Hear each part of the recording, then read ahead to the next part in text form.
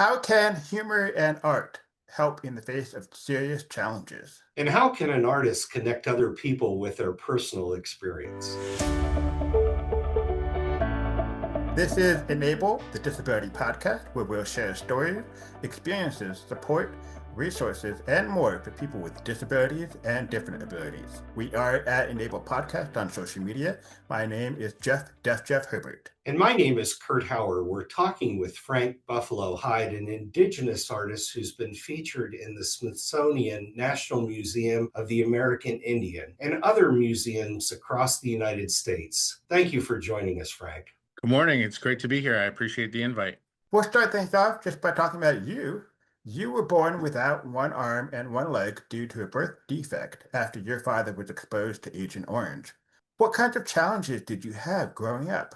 Early years, it was getting fitted for a prosthetic. And back then in the late 70s, early 80s, prosthetics were in a very sort of rudimentary stage. So my first prosthetics were basically a wood with a hinge in it with plaster on it. And it was like super heavy and super cumbersome. So I didn't like to wear it when I was very young, like 4 or 5. So my parents had to force me to wear my prosthetic. So before then, I would just hop all over the place. And I was way faster than I was with my prosthetic on. And I didn't have to worry about being slowed down by it. And also, like, it had a weird hinge on it. And so sometimes I would get pinched by it. And being a little kid, once you get pinched by like something like you kind of become leery of it and try to stay away from it. Yeah. So that was the beginning challenge. And then later on, it was just normal things like going up and down stairs in school. Like, schools aren't really designed, um, well, especially at that time, to be accessible, handicap accessible. So the varying parts of my school career, I had access to the elevator, which a lot of people didn't do. But when you're young, you don't want to be different than anyone else. You want to be just like everybody else. So I went above and beyond to be like everyone else and not stand out. So I would, force myself to take the stairs and, you know, um, participate in sports and ride my bike and stuff. And so that kind of stuff is just, what normal people and young people take for granted. I would have to work extra hard to participate and to feel like I was, being included in the experiences. So, what kind of resources or tools do you use to help you today? Well, I mean, I have a prosthetic leg, obviously, and the if there are any positives from any of the armed conflicts that we've had in the world, that prosthetics took a major leap in the 90s, as far as their technology and the way that they are designed and built for the patient's comfort. I mean, there's still a lot of in the prosthetic profession, there's a lot of people that make prosthetics, but they don't wear them. So there's sort of a divide between, the user and the person that's making them. Like, there's a lot of theory going into what they're making, but the people that are actually wearing them are, give the best feedback. So I have a prosthetic microprocessor knee. It's it has its problems, but it's been the most efficient one that I've had. But when it's not working, and it's pretty annoying. But that's technology for you, for sure. And then usually when I travel a lot for what I do. This is relatively new, since probably around the pandemic. I stopped trying to, like, bang my head against the wall and run from gate to gate, or to get to from gate to gate on my own. I've started utilizing the handicap assistance service that they offer when you fly. So you have to pre-register, or you can register at the gate when you get there to, help you get from where you need to go and get off and on the plane. It seems like something that, it seems like a simple thing, but it really is super helpful for, someone that does just need a little extra time. And, I definitely spent a lot of years cutting it super close, running from gate to gate. But, all of those things come at a price when you wear a prosthetic. It's also like wear and tear. And My wife and I use that service, and yeah, it's very helpful. I've got to tell you, I was reluctant for a long time to use it myself, but yeah. boy, it makes a huge difference. So, thank you. You've said before, Frank, that laughter is medicine. How does humor help with your art? Well, I think Indigenous people specifically, but people in general are often, if you can get somebody to laugh, it sort of disarms them, kind of like gets their defenses down, and so they're open up to receive information or to open to be in discussion. But I think specifically for Indigenous people, we have a long history of dealing with just day-to-day interactions. There's a saying among Native people, if we're not teasing you, we don't like you. And but we also have had a lot of tragedy in our histories, and so the uh, the strongest reaction to that is to find some humor in it, to get people back to that base of the human experience and joy and laughter. Thank you, Frank. And one of the things as I was looking at your art, um, I'm very impressed, by the way. Thank you. Um, yeah, was the use of pop culture and humor. And I was Mhm. wondering if you could shed a little light on, in some of your paintings, you have UFOs or UFOs with buffalo. And uh, can you tell me a little bit about that? It all just goes back to an interest in the paranormal, cryptozoology. I've my older sister was always into that stuff, and so by proxy, as a younger sibling, I was always getting into her like books that she checked out from school or watched the videos that she was watching. So I also developed an interest in that, and so it just has been a lifelong interest in personally. And so when I started making work, two things. I intentionally didn't use buffalo in my work for a long time because it's my name. I'm named after my Nez Perce people, Frank Henry and Mary Buffalo, my great grandparents.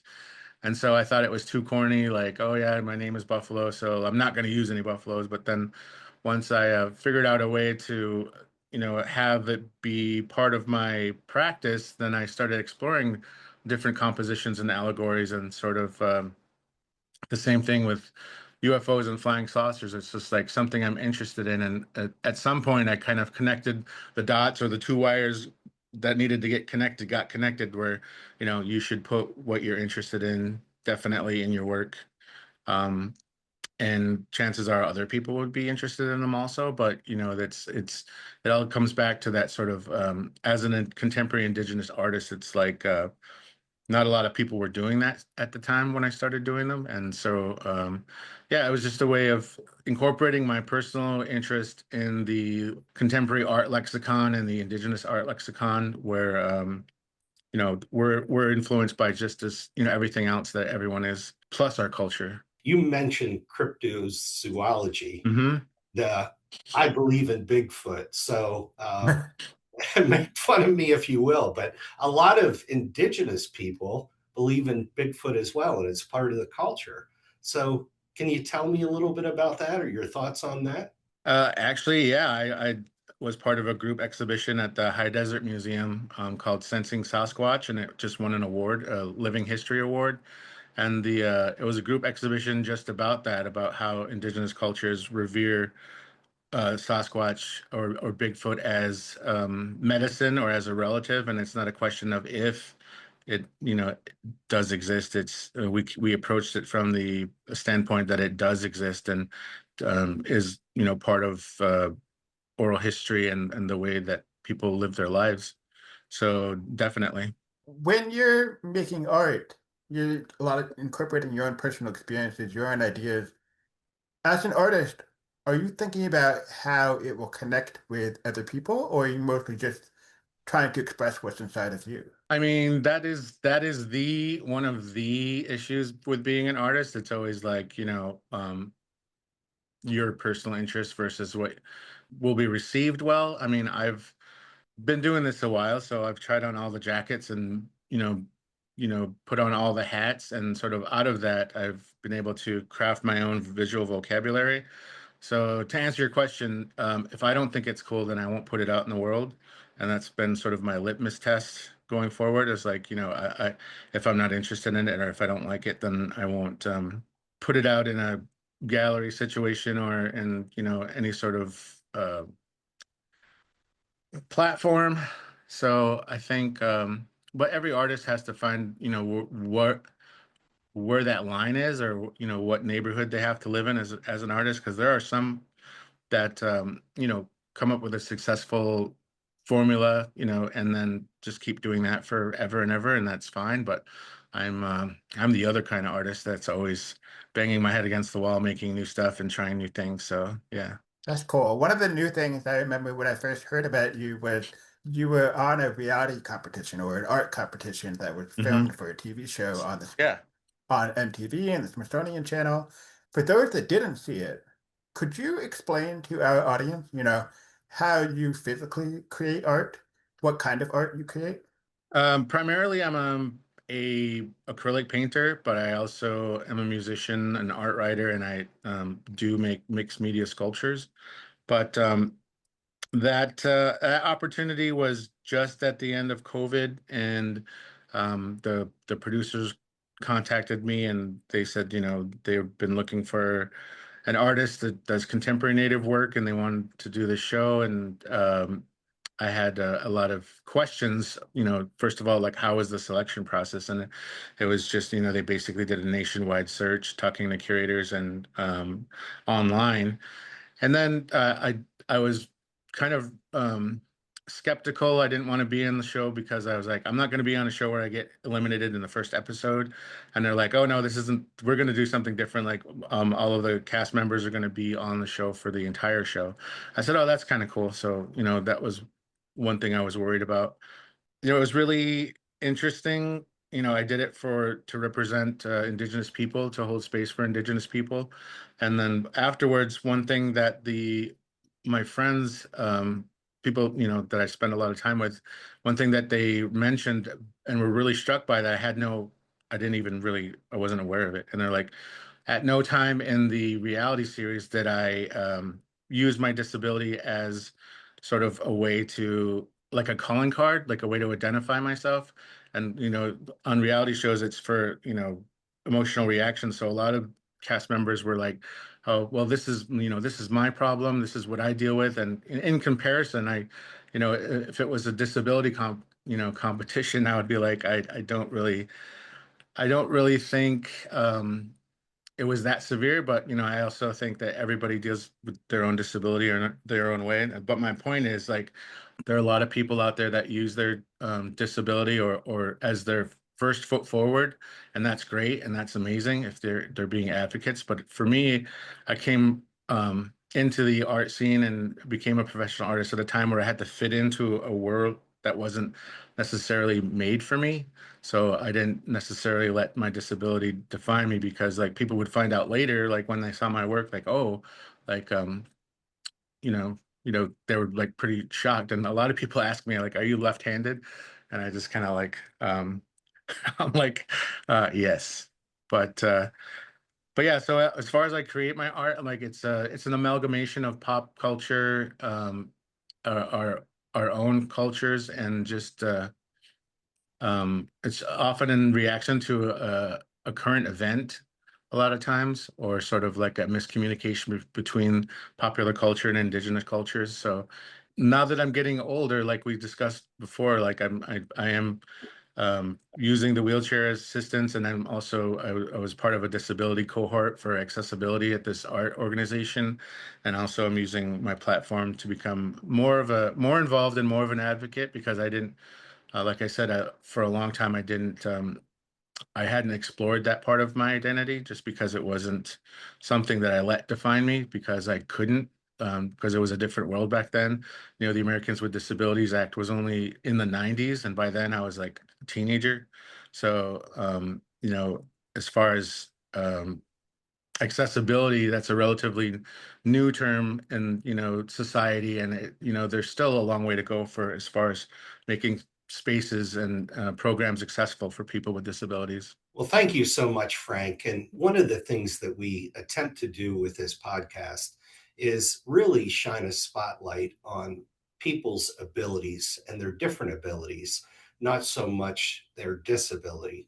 And you obviously have a superpower in being a very talented artist and musician. But in closing, could you maybe share with us something to help inspire those maybe who haven't discovered their different ability yet? Uh, well, I appreciate the superpower comment. I appreciate that very much. I would say that, I can only speak from my own experience, but I think anybody with a disability that feels like they um, haven't been given an opportunity, I would say don't wait to be given opportunities. You can solve any problem in your life as far as accessibility, or if you want to do something that somebody says that you can't do it, you can definitely solve that problem. It just takes a little bit longer, but once you've put your mind to something, you can absolutely um participate or do what you want to do.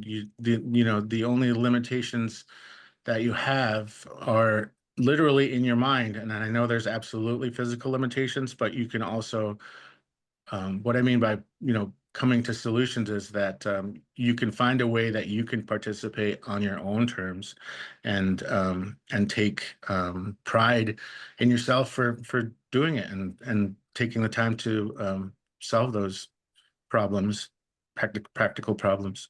Well said, Frank. We really appreciate it. Thank you again for joining us. This is Enable the Disability Podcast. We're not defined solely by the things that we can't do when there's so many things we can do. We are at Enable Podcast on social media. Please like, follow, and subscribe. And please share this podcast with your family and friends so we can highlight folks with different abilities and something that brings us all together. Thank you.